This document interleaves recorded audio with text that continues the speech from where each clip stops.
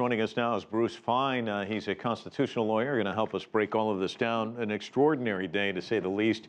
You have a man in a New York courtroom basically implicating the President of the United States as being involved in campaign finance violations, crimes, essentially. How extraordinary is that? That is extraordinary. I don't think it's implication. I think, a rose by any other name, it would smell sweet. And this is basically Mr. Cohen stating that he was directed by Mr. Trump to make payments, and the money provided by Mr. Trump to two women to silence them to influence the outcome of an election. That's a clear violation of the federal election laws. The sums involved, $130,000 in one case, $150,000 in another, far beyond what the campaign finance limits. In one case, the money came from a corporation, which is completely barred from making a campaign contribution. And this tracks basically the theory of the case against John Edwards, also a former presidential candidate for the Democrats in 2008, when he had staggering amounts of money paid to Rielle Hunter so that they could silence her with regard to a love child because they thought it would be damaging to the campaign. So this is a direct accusation right at the jugular of Mr. Trump, and for him to say it's just a witch hunt seems to me incredible. Manafort's verdict coming out about the same time. His attorneys say he's considering his options. Would one of those options be cooperating with Mueller, do you think? Absolutely, it would be. And I think there are two elements which are clearly ripe for exploration. One, as the commentator stated, Mr.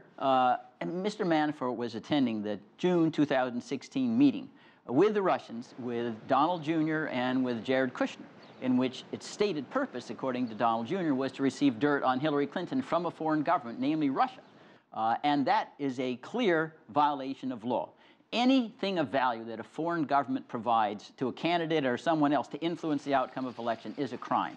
And according to the recent book that was published by Michael Isikoff and David Corn called Russian Roulette, at that meeting there was clearly a solicitation of the information. They showed up and said, well, where's the dirt? Now, the Russians said, we just want to talk about adoptions. But solicitation itself, even if nothing results, is a crime.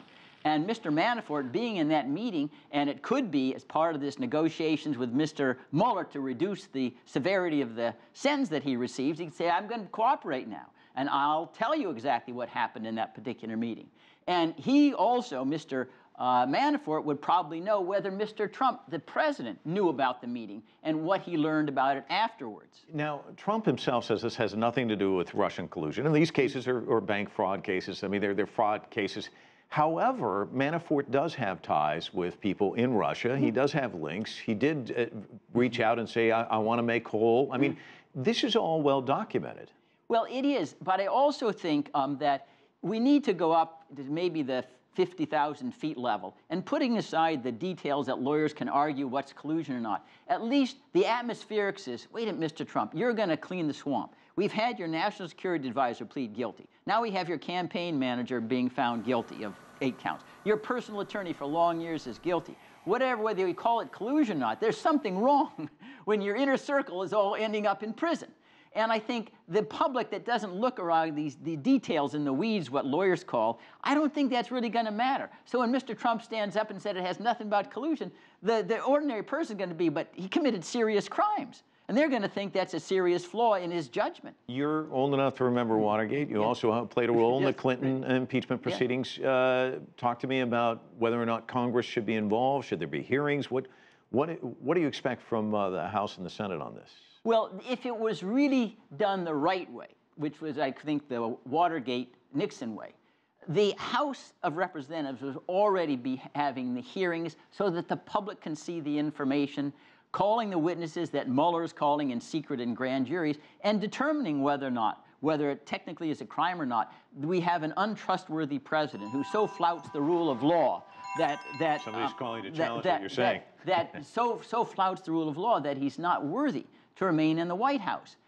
And this is the real problem that we've had in the last impeachments. The public, we're trying to, in some sense, reverse an election.